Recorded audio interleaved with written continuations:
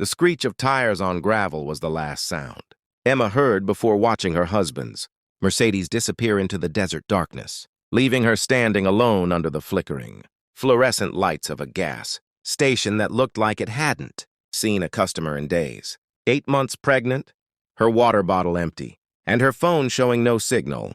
Emma pressed one hand against her swollen belly and tried to understand what had just happened. Just hours ago, they'd been laughing in their mansion's breakfast room.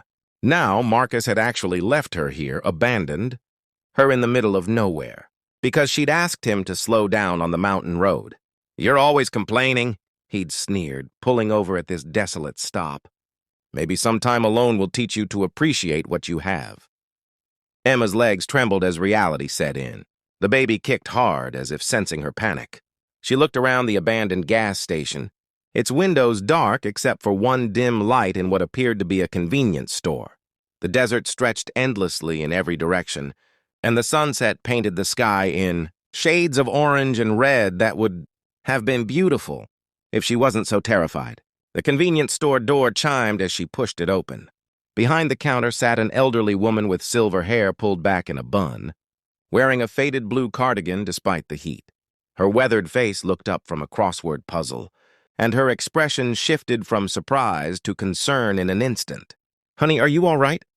The woman stood immediately, her eyes dropping to Emma's pregnant belly. Emma tried to speak, but the words caught in her throat. Suddenly, all the months of holding everything together, the lonely dinners when Marcus worked late, the criticism about her appearance, the way he'd grown increasingly distant when she'd announced her pregnancy, came crashing down. She burst into tears. "He left me," she managed between sobs. "My husband just drove away." The elderly woman, her name tag read Dorothy, came around the counter faster than Emma would have thought possible. "Come sit down, sweetheart. Let's get you some water." She guided Emma to a worn plastic chair near the counter and pressed a cold bottle of water into her hands. Over the next 20 minutes, the story spilled out. Dorothy listened without judgment, her eyes growing sadder with each detail. Emma told her everything, how Marcus had inherited his father's tech company at 25, how their whirlwind romance had seemed like a fairy tale, how the wealth had felt exciting at first. She explained how marriage had revealed a different man, controlling, image-obsessed, someone who saw her pregnancy as an inconvenience that was ruining her figure and disrupting his lifestyle. "He was taking me to his resort in Palm Springs for some investor party," Emma said, wiping her eyes. "I got carsick on the mountain roads and asked him to slow down. He got so angry, said I was embarrassing him, that I was ungrateful for everything he provides. Then he just left me here." Dorothy's jaw tightened. "Some people mistake having money for being wealthy. Real wealth is in here," she tapped her chest. "Your husband is a poor man, honey. The poorest kind." The store phone, an old landline, sat on the counter. Emma stared at it, realizing she had no one to call. Her parents had passed years ago. Her friends had slowly disappeared as Marcus had isolated her, criticizing them as not our caliber whenever she'd wanted to make plans. She'd left her job as a teacher when Marcus insisted his wife shouldn't work. She'd become completely dependent on him. "I have nowhere to go," Emma whispered, the full horror of her situation settling over her. "No money, no cards, he controls everything. I don't even have access to our bank accounts." Dorothy studied her for a long moment, then made a decision. "You'll stay with me tonight. I have a small apartment above the store. Tomorrow we'll figure things out." "I couldn't impose—" "Nonsense. I'm not leaving a pregnant woman alone out. Here." Dorothy's tone left no room for argument. That night, in Dorothy's tiny but immaculately clean apartment, Emma lay on a comfortable couch beneath a handmade quilt. Through the window, stars blazed across the desert sky in a way she'd never seen in the city. Dorothy had made her soup and toast, fussed over her like a mother hen, and asked for nothing in return. Emma couldn't remember the last time someone had taken care of her without expecting something back. The next morning brought an unexpected visitor. Sheriff Martinez appeared at the store, a tall woman in her 50s with kind eyes and an air of competence. Dorothy had called her at dawn. "Mrs. Hartwell, I want you to know you have options. the sheriff said gently. What your husband did is abandonment. Given your condition, it could be considered endangerment. We can pursue charges if you choose. Emma felt numb. I just want my baby to be safe. Then let's make that happen. Sheriff Martinez spent the next hour making calls. She contacted a women's shelter in Phoenix that specialized in helping pregnant women leave abusive situations. She reached out to legal aid attorneys.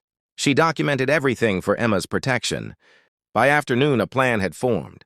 The shelter would have space for Emma in 2 days. In the meantime, Dorothy insisted Emma stay with her. I raised 3 kids alone, Dorothy said firmly. This apartment has seen harder times than this. You're staying. Those 2 days changed something.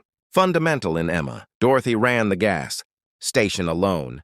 Having bought it with her late husband 30 years ago, she'd raised her children on modest means, worked 16-hour days, and still managed to greet every customer with genuine warmth. The woman had virtually nothing compared to Marcus's fortune, yet her life seemed infinitely richer. Money's just paper, Dorothy said one evening as they sat on the apartment's small balcony. It's what you do with your life that matters. You're young, educated, and about to be a mother. That baby doesn't need a mansion. They need a parent who shows up, who stays, who loves them more than anything else in the world. Emma felt something shift in her chest, a tiny seed of hope taking root. On the morning she was set to leave for Phoenix, a sleek car pulled up to the gas station. Emma's heart stopped when she recognized Marcus's business partner, James, stepping out. She'd always liked him. He'd seemed genuinely kind at company events, one of the few people in Marcus's circle who'd treated her like a person rather than an accessory. Emma, thank God, James said, rushing to her. I came as soon as I heard. Marcus told everyone you'd decided to visit a friend, but his secretary mentioned the fight and I got worried. I've been calling hospitals and shelters all night. Emma explained what had happened, watching James's face darken with anger. That's unconscionable, he said finally. Emma, I had no idea things were this bad. None of us did. Marcus has been different lately, paranoid, erratic. The board has concerns. He paused, seeming to choose his words carefully. I want to help you. No strings attached. You'll need resources to start over. Legal representation for the divorce and custody. Please, let me help make this right. Emma looked at Dorothy, who nodded encouragingly. Sometimes she realized accepting help wasn't weakness, it was wisdom. The next months were hard. Emma moved to Phoenix, lived at the shelter, and worked with lawyers who specialized in financial abuse cases. James's support meant she could fight Marcus's expensive attorneys on equal footing. The divorce was bitter. Marcus fought everything, more angry about losing control than losing his wife. But Emma had discovered something. She was stronger than she'd ever imagined. She found an apartment, reconnected with old teaching colleagues, and built a support network. She attended prenatal classes where other single mothers became friends. She learned to budget, to plan, to stand on her own feet. Dorothy visited once before the baby came, bringing that same handmade quilt from her apartment. For your little one, she said, tears in her eyes. Every child should have something made with love. When Emma's daughter was born, a perfect, healthy baby girl with her mother's eyes, Dorothy was on FaceTime to witness it, crying happy tears alongside Emma's new friends from the shelter. Emma named her daughter Grace Dorothy Hartwell. Grace for the second chance she'd been given. Dorothy, for the woman who'd shown her that kindness was the truest form of wealth. 3 years later, Emma stood in her own classroom again, teaching 3rd grade and loving every minute. Grace was in daycare at the same school, thriving and happy. They lived in a small apartment, drove a used car, and budgeted carefully. Emma had never been wealthier. She still visited Dorothy twice a year, driving out to that desert gas station with Grace in tow. The little girl called Dorothy Grandma and loved hearing the story of how they'd met.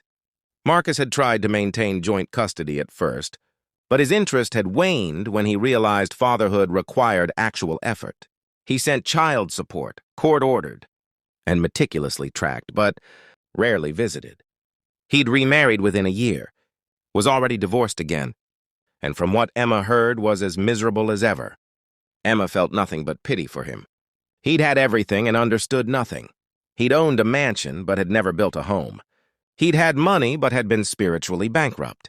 Standing in her classroom one spring afternoon, watching her students work on a kindness project, writing letters to elderly people at local nursing homes, Emma thought about that night at the gas station, how she'd felt so lost, so broken, how one woman's simple compassion had changed everything. She'd learned that being left behind had actually been a gift. It had forced her to discover who she was without Marcus's money, status, or control. It had led her to people like Dorothy, like the women at the shelter, like James, who'd shown her what true character looked like. Grace ran into the classroom after school, her pigtails bouncing, clutching a drawing of a gas station with a rainbow above it. "For Grandma Dorothy," she announced proudly. Emma hugged her daughter close, breathing in the scent of her shampoo and crayons. This, she thought. This is everything. Not the mansion, not the Mercedes, not the resort in Palm Springs. This little girl, this classroom, this life they'd built together. This was real wealth. And every night, when Emma tucked Grace into bed beneath Dorothy's quilt, she whispered the same thing. "You are loved. You are enough. You are home." The words she'd needed to hear that desperate night in the desert. The words she'd make sure her daughter never doubted, because being left behind had taught Emma the most important lesson of all. Home isn't a place you arrive at. It's something you build with love, with courage, and with the help of kind souls who show up when you need them most.